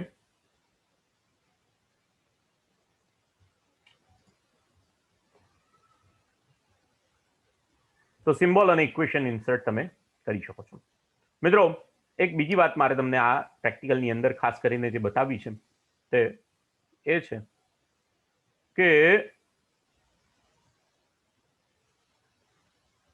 Insert મેન્યુની અંદર તો ઓપ્શન જોયા આપણે, પરંતુ અહીંયા આગળ આપણે રેફરન્સની અંદર પણ અમુક ઓપ્શન્સને આપણે જોવાના છીએ. મિત્રો તમને ખબર હશે કે જ્યારે તમે કોઈ બુક વાંચતા હો તો બુકની અંદર તમને ફૂટનોટ આપવામાં આવે છે, જ્યારે અહીંયા ટેબલ ઓફ કન્ટેન્ટ્સ કહેવામાં આવે છે. અહીંયા ટેબલ ઓફ કન્ટેન્ટ્સ તમને આ ડોક્યુમેન્ટ માટે ટેબલ ઓફ કન્ટેન્ટ એટલે કે તમે તમારો જે ડોક્યુમેન્ટ છે એના માટેની ટેબલ ઓફ કન્ટેન્ટ સિલેક્ટ કરી શકો છો અને એને ઇન્ડેક્સ તરીકે ટેબલ ઓફ કન્ટેન્ટ તરીકે એને લાવી શકો છો. No table of content found. Table of content add text. Suppose કે લેવલ 1 ઉપર તમે કોઈ ટેક્સ્ટ એડ કરો છો, સપોઝ કે પ્રીફેસ, પછી લેવલ 2 ની text chapter 1 introduction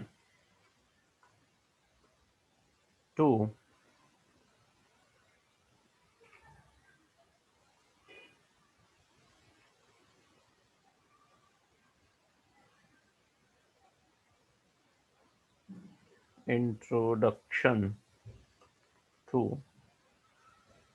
computer hardware.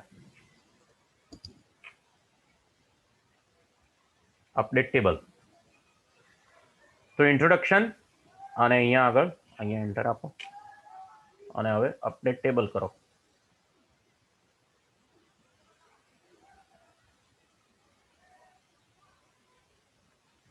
અહીંયા add text level 3 input hardware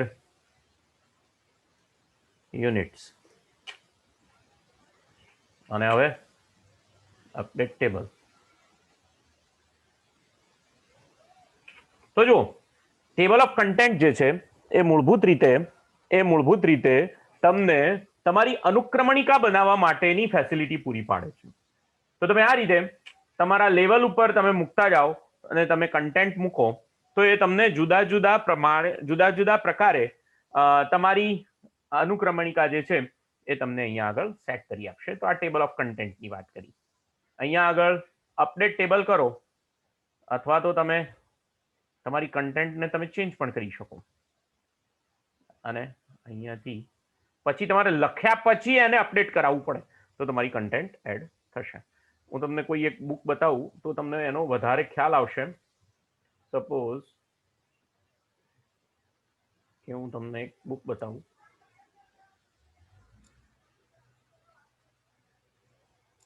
sorry,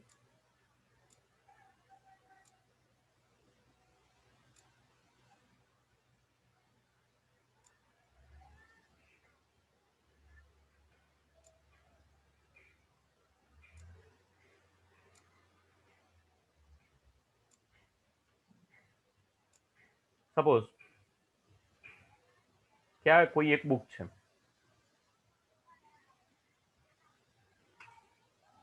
આ બુકની અંદર તમે જોશો તો તમને સૌથી પહેલા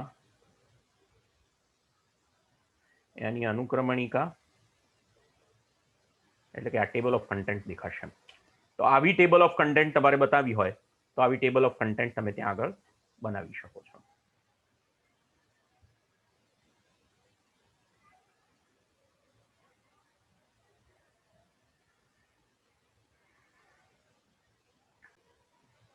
ઓકે, તો આ રીતે તમે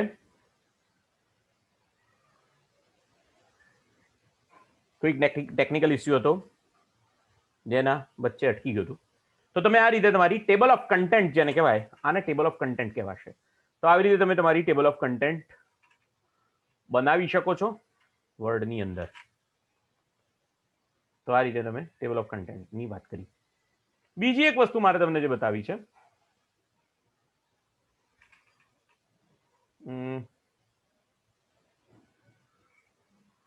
બીજું કોઈ એક ડોક્યુમેન્ટ ખોલીએ કે જેની અંદર આવું હોય. ખાસ કરીને બુક્સની અંદર આવું હોય છે, અથવા જ્યારે તમે કોઈ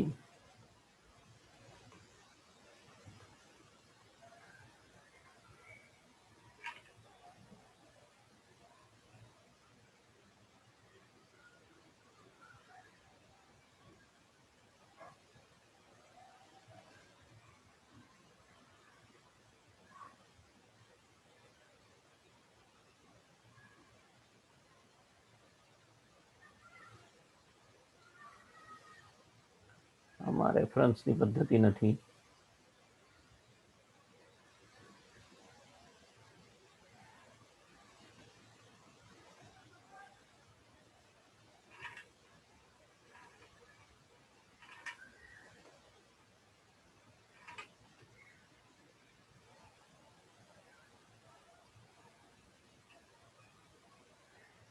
આમાં પણ એવી પદ્ધતિ નથી.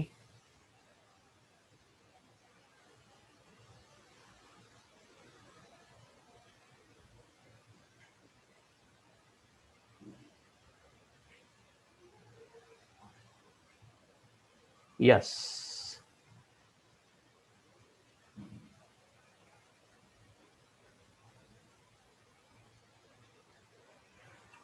જો આની અંદર આવી પદ્ધતિ છે, તમને બતાવું. અહીંયા ક્યાંક એક લખેલો છે, આ વન લખેલો છે ને, એવો વન કોઈક જગ્યાએ લખેલો હશે. અરે યસ, અહીંયા આ પેરેગ્રાફમાં all you have to do is confirm it, અહીંયા વન લખેલું છે. આ વન એટલે શું? તો આ જે છે એને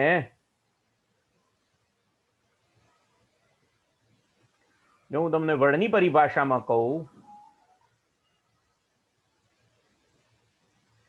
તો એને ઇન્સર્ટ એન્ડ નોટ એમ કહેવામાં આવશે. એને શું કહેવામાં આવશે? ઇન્સર્ટ એન્ડ નોટ અથવા ઇન્સર્ટ ફૂટ નોટ. તો અહીંયા આગળ ફૂટ નોટ ઇન્સર્ટ તમે કરી શકો છો. આ વન એટલે શું કે તમે જે ડોક્યુમેન્ટની અંદરથી આ સહારો લીધો છે એ ડોક્યુમેન્ટનું નામ વન તરીકે તમે અહીંયા બતાવ્યું છે. Excel 2007 and up user will find defined name under the name manager. તો આ જે કંઈ પણ વન લખેલું છે એ એનો રેફરન્સ તમે ક્યાં કઈ બુકમાંથી ઉપાડ્યો છે અથવા તો ક્યાંથી ઉપાડ્યો છે એ તમને અહીંયા આગળ બતાવવામાં આવે છે.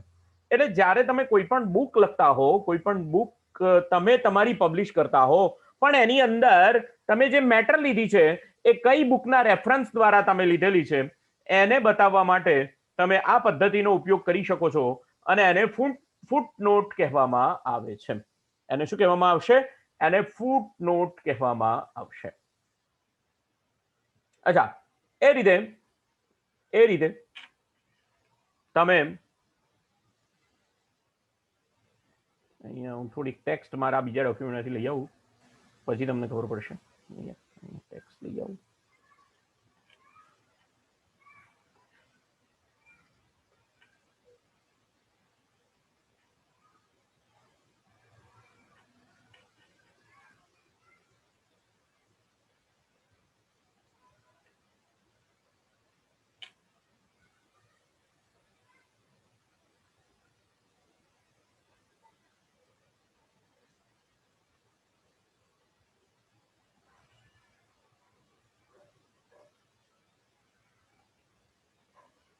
સપોઝ કે મેં એક નવો ડોક્યુમેન્ટ લીધું, એની અંદર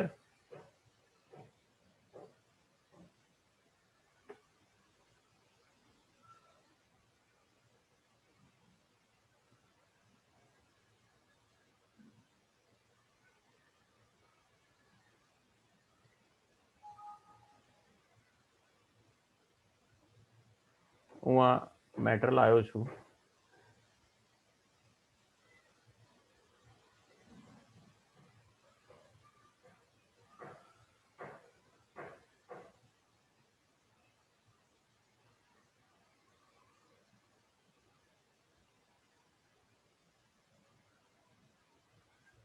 આ મેટર લાવ્યો. હવે આ જે રેફરન્સ આપ્યો છે એ અહીંયા થોડુંક અક્ષર મોટા કરી દઉં. અહીંયા મેં કંઈક લખેલું છે. આ મેટર હું ક્યાંથી લાવ્યો છું? તો એનો રેફરન્સ મારે બતાવવો હોય તો અહીંયા રેફરન્સમાં જવું પડે અને અહીંયા ઇન્સર્ટ ફૂટનોટ લખવું પડે. અહીંયા મારે આ બુકનો રેફરન્સ હું ક્યાંથી લાવ્યો છું? તો એનો રેફરન્સ સપોઝ કે handbook of admission, handbook of DMISSION. એટલે હવે તમારો આખો જે ડોક્યુમેન્ટ છે તે આ રીતે દેખાશે. અહીંયા કોઈક જગ્યાએ 1 લખેલું છે અને આ 1 ની જે નોટ છે એ તમે અહીંયા આગળ મૂકેલી છે. જો તમે બીજી નોટ ઇન્સર્ટ કરશો તો એ રીતે તમને બીજી નોટ પણ ઇન્સર્ટ કરી આપશે. ઠીક છે. તો આ જે વાત થઈ તે ફૂટનોટ્સની વાત થઈ. શો ફૂટનોટ્સ, ફૂટનોટ શો કરી આપે. નેક્સ્ટ ફૂટનોટ ઉપર તમે જાઓ તો નેક્સ્ટ ફૂટનોટ ઉપર તમને લઈ જાય, પણ અહીંયા આગળ એક જ ફૂટનોટ છે આપણી પાસે. અહીંયા સપોઝ કે તમે બીજું એક સેન્ટેન્સ લખો, અહીંયા આગળ તમે બીજું સેન્ટેન્સ લખો છો અને અહીંયા ઇન્સર્ટ ફૂટનોટ આપો છો, તો હવે ફૂટનોટ નંબર 2 આવશે. ત્યાં 2 લખેલું હશે, www.ITIADMISSION.gov.in. તો આ જે છે બીજી ફૂટનોટ થઈ. તો તમે અહીંયા આગળ પહેલી footnote, next footnote, next footnote ના બીજી ફૂટનોટ છે નહીં. તો આ રીતે તમે ફૂટનોટ ઇન્સર્ટ કરી શકો. ઠીક છે. બીજી વાત કરીએ. ઇન્સર્ટ મેનુની અંદર તમને કેપ્શન ઉમેરવા માટેનું ઓપ્શન આપે છે. તો મિત્રો આ કેપ્શન એટલે શું? કેપ્શન એટલે જ્યારે તમે તમારા બુકની અંદર, તમારી બુક છે એની અંદર કોઈ ઇમેજ ઇન્સર્ટ કરતા હો એ વખતે ઇમેજની નીચે સપોઝ કે અહીંયા હું કોઈ એક પિક્ચર ઇન્સર્ટ કરું છું, તો આ પિક્ચર જે છે સપોઝ કે અહીંયા કોઈ એક પિક્ચર આપણે ઓફિસનું પિક્ચર ઇન્સર્ટ કરીએ છીએ અને આ જે છે અને જરા હું જોઈ લઉં કયું પિક્ચર આપણે લઈશું.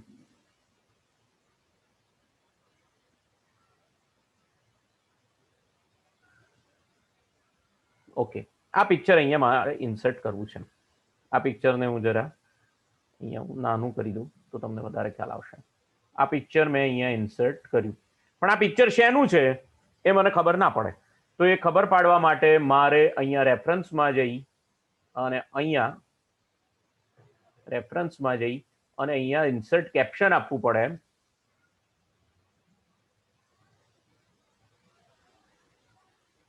સોરી, મારી ભૂલ થઈ. સાઇટેશનની ઇન્સર્ટ કેપ્શન આપવું પડે. આ પહેલું ચિત્ર જે છે તે ઓફિસ એન્ટ્રન્સ બ્લોક, આ ઓફિસ એન્ટ્રન્સનો બ્લોક છે. ફિગરને મેં આપી દીધી. આ ફિગર લેબલ કોનું છે? આ ફિગરનું છે, બરાબર છે. ઓકે આપી દો અહીંયા આગળ. તો હવે આ જે ફિગર છે એનું નામ આપી દેવામાં આવશે office entrance block. Office entrance block, આ ફિગરનું નામ આપી દીધું. બીજી કોઈ ફિગર ઇન્સર્ટ કરું તો એને બીજી કેપ્શન, ઇન્સર્ટ કેપ્શન, બીજા નંબરની કેપ્શન સપોઝ કે સ્ટાફ રૂમ.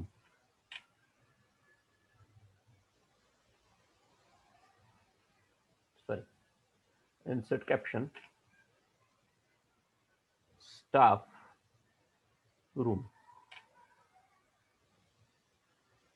તો બીજા નંબરની કેપ્શન અહીંયા આગળ મારે બીજું કોઈ ઇમેજ સેટ કરવી પડે અને પછી ત્યાં આગળ લખવું પડે. ઇમેજને ધ્યાનમાં રાખીને તમારે લખવું પડે. એટલે પહેલા તમારે તમારી ઇમેજ ઇન્સર્ટ કરવી પડે અને પછી એની અંદર તમારે એની કેપ્શન ઉમેરવી પડે. એટલે ચિત્રની અંદર તમને હું બુકની અંદર જો બતાવું તો આ બુક છે, તો આ બુકની ફિગર શું દર્શાવે છે? Figure 2, use of cell note for documentation. તો આ ફિગર શું બતાવે છે? શેની ફિગર બતાવે છે? આ સેલ નોટ, ડોક્યુમેન્ટેશનના સેલ નોટની ફિગર બતાવે છે. તો એ રીતે તમે પિક્ચરની જે છે તે જેને કહેવાય કે કેપ્શન ઇન્સર્ટ કરી શકો છો. કેપ્શન તમે અહીંયા ઇન્સર્ટ કરી શકો છો.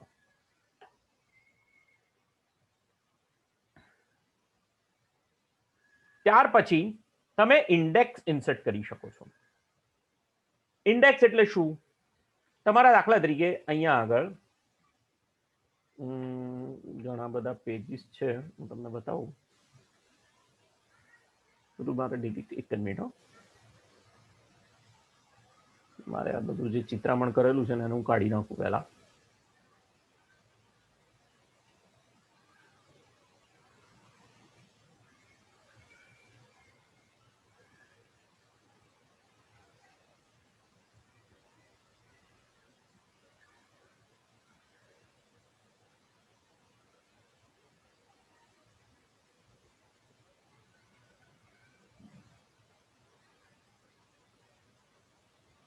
અહીંયાથી કોઈ એક પેરેગ્રાફ મેં અહીંયા આગળ મારા નવા ડોક્યુમેન્ટમાં લઈ લીધો છે.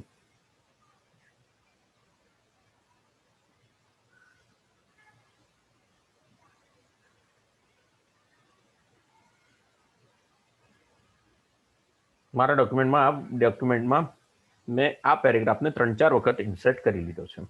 બરોબર, સમજો ઇન્ડેક્સ એટલે શું.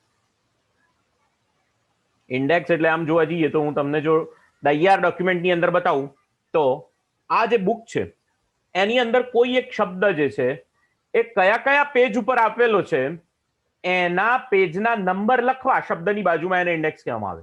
સામાન્ય રીતે સપોઝ કે આ ડમીઝની બુક છે, તો આ ડમીઝની બુકની અંદર જો તમે છેલ્લા પેજ ઉપર જતા રહો તો તમને યસ આ ઇન્ડેક્સ બતાવેલી છે. ઇન્ડેક્સ બતાવેલી છે. શેની? આ ઇન્ડેક્સ. કે ભાઈ કોઈ એક શબ્દ છે માઇનસ, સબટ્રેક્શન, તો સબટ્રેક્શન ઓપરેટર એ 110 નંબરના પેજ ઉપર મળશે. 110 નંબરના પેજ ઉપર તમને મળશે. સ્ટાર ડોટ સ્ટાર શબ્દ છે એ 244 અને 245 ઉપર મળશે. અહીંયા આગળ તમે જુઓ એસાઇનમેન્ટ મેક્રો ડાયલોગ બોક્સ 74 નંબરના પેજ ઉપર મળશે. તો આ રીતે તમને કયો શબ્દ કયા પેજ ઉપર મળશે એના માટેની જે અનુક્રમણિકા છે, અનુક્રમણિકા એક તો કન્ટેન્ટ કહેવાય. આગળની જે અમુક અનુક્રમણિકા નહીં એ તો કન્ટેન્ટ કહેવાય. આપણે હમણાં શીખી ગયા કયા પ્રકારની પદ્ધતિ શીખી ગયા આપણે હમણાં. અહીંયા આગળ આપણે આ જે પદ્ધતિ શીખી ગયા કે ટેબલ ઓફ કન્ટેન્ટ મૂકતા શીખ્યા, પણ ઇન્ડેક્સ, ઇન્સર્ટ ઇન્ડેક્સ. તો એના માટે હવે સપોઝ કે અહીંયા હું એક ડીજીટી, આ શબ્દ છે DGENT, આ રીતે આખો શબ્દ જે છે એ DGENT, આને હું સિલેક્ટ કરું છું અને અહીંયા માર્ક એન્ટ્રીમાં આપું છું DGET cross reference C, bold અને ઇટાલિક્સ માર્ક. ઓકે, માર્ક, આ શબ્દને મેં માર્ક કર્યો પહેલા, એની ઇન્ડેક્સ બનાવવાની છે એટલા માટે. અહીંયા હોમ મેનુમાં અહીંયા જો એને સ્પેશિયલ કેરેક્ટર્સ જે મૂક્યા ને એને હું કાઢી નાખું છું. હોમ મેનુમાં જઈ અને સ્પેશિયલ કેરેક્ટર્સ હું બંધ કરી દઉં છું. એક ડીજીટી શબ્દ લીધો. બીજો એક શબ્દ છે લેબર, તો હવે આ શબ્દ આપણે લેબર મૂક્યો. એક શબ્દ છે LABOUR, લેબર શબ્દ, એને પણ આપણે માર્ક કરીએ છીએ. રેફરન્સની અંદર માર્ક એન્ટ્રી લઈએ છીએ લેબર, બોલ્ડ અને ઇટાલિક્સ માર્ક કરીએ છીએ. એ રીતે બીજો શબ્દ છે નેશનલ. આટલા 3 શબ્દો આપણે એને માર્ક એન્ટ્રી કરીએ છીએ. નેશનલ માર્ક કરીએ છીએ, ક્લોઝ કરીએ અને અહીંયા હોમમાં જઈ અને સ્પેશિયલ કેરેક્ટર્સ બંધ કરી દઈએ છીએ. અને હવે અહીંયા રેફરન્સ મેનુમાં જઈ અને અહીંયા ઇન્સર્ટ ઇન્ડેક્સ આપીએ છીએ.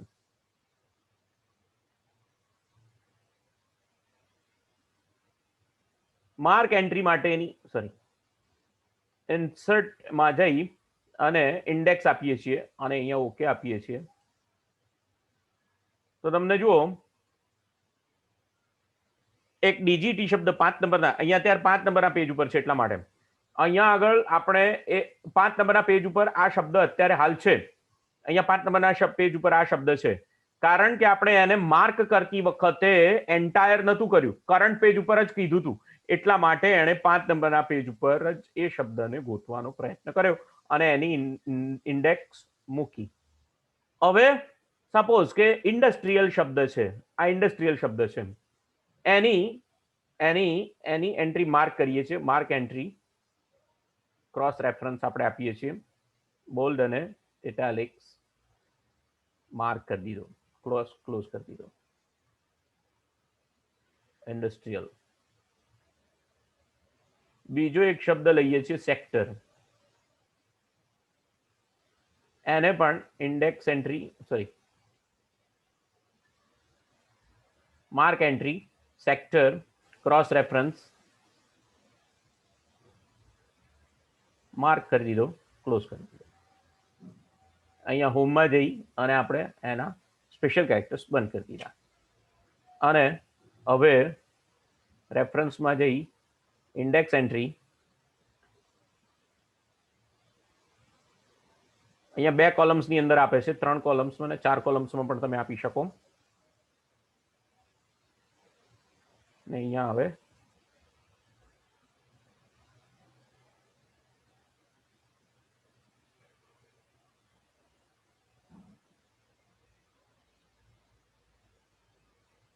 replace the index, yes.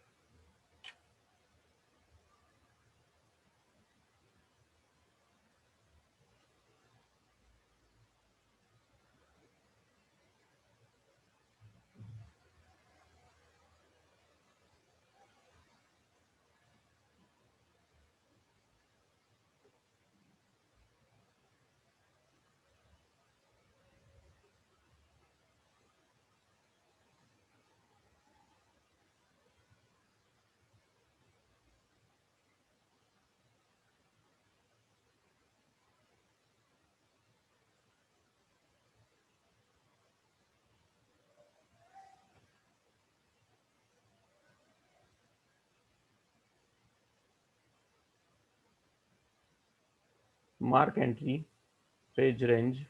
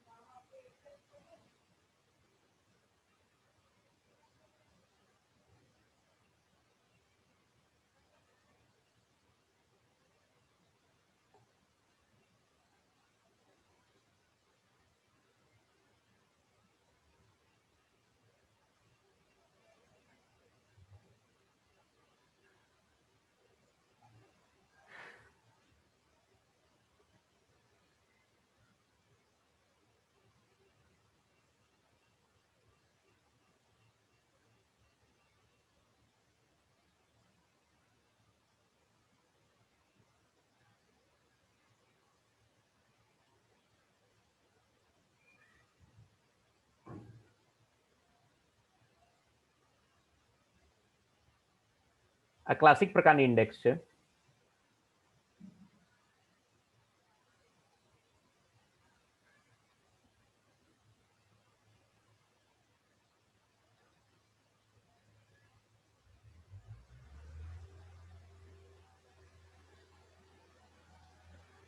Simple index છે, આ ફોર્મલ ઇન્ડેક્સ છે,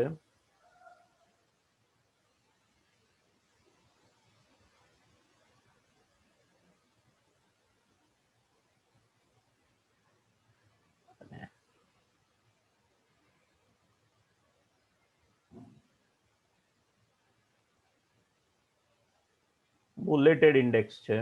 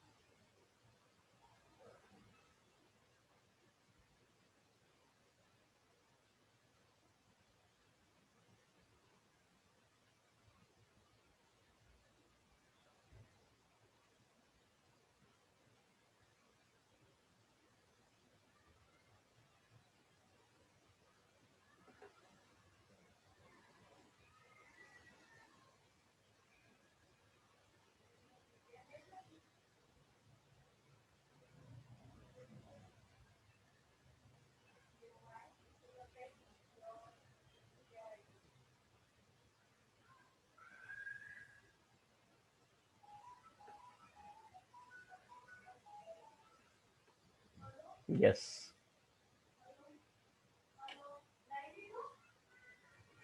જો અહીંયા આગળ મિનિસ્ટ્રી શબ્દ જે છે એ 1 2 3 4 અને 5 બધા જ પેજની અંદર છે.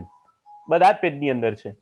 પણ આપણે લેબર શબ્દ જે છે એને માર્ક કરતી વખતે આપણે એને એમ જ કીધું હતું, રેફરન્સની અંદર માર્ક કરતી વખતે કીધું હતું કે માર્ક એક જ જગ્યાએ લેબર શબ્દને કરવાનો છે.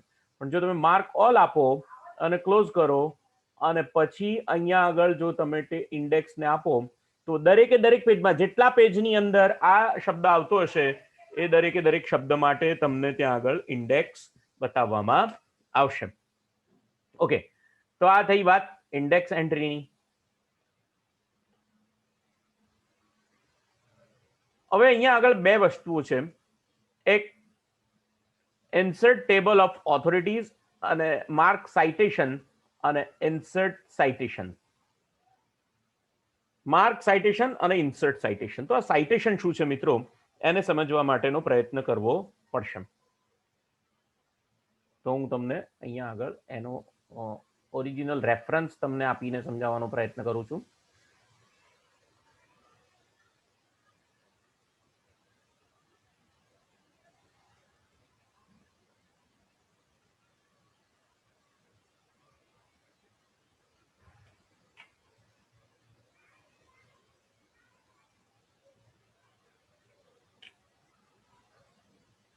Citation and bibliography in Word.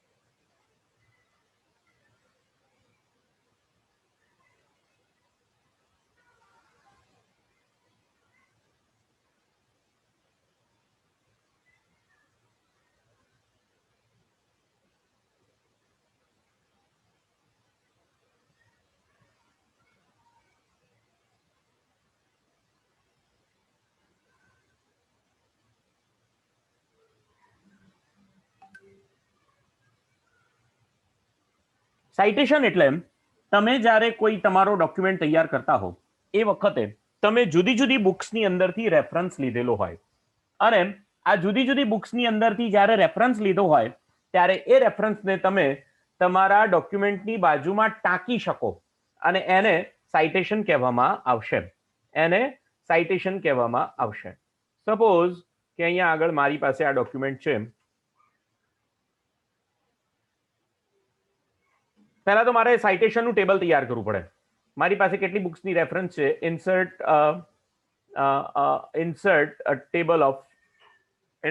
a table of authorities. તો હું સૌથી પહેલા કેસીસ માટેનું ટેબલ ઇન્સર્ટ કરીશ. Mark citation, insert text,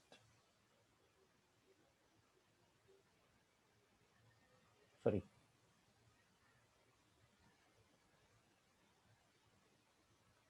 add new source.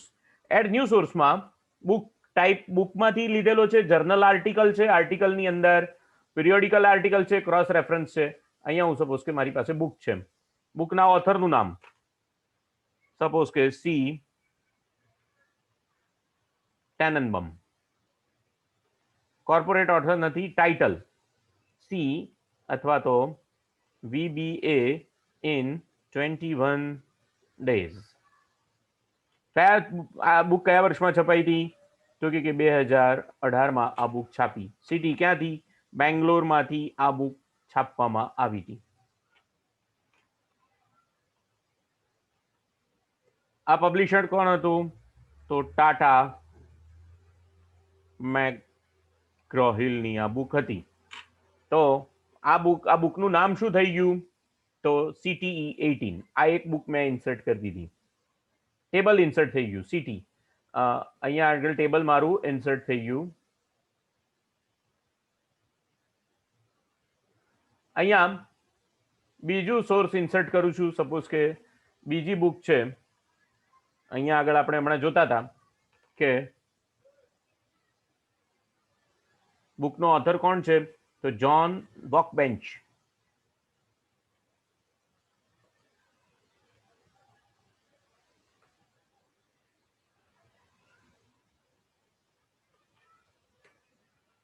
બુકનું title શું છે? તો એક્સેલ VBA પ્રોગ્રામિંગ. યર 2019માં. સિટી અહેમદાબાદ. બુક અંગેની ઇન્ફોર્મેશન તમારે પહેલા ઇન્સર્ટ કરવી પડે. પબ્લિશર કોણે કરી? ડમીઝ ફોર ડમીઝ ડમીઝ નામની પબ્લિશરે ઇન્સર્ટ કરી. એનો નંબર હોય, ISBN નંબર હોય ચોપડીનો. એનું આ નામ થઈ ગયું JHO 19.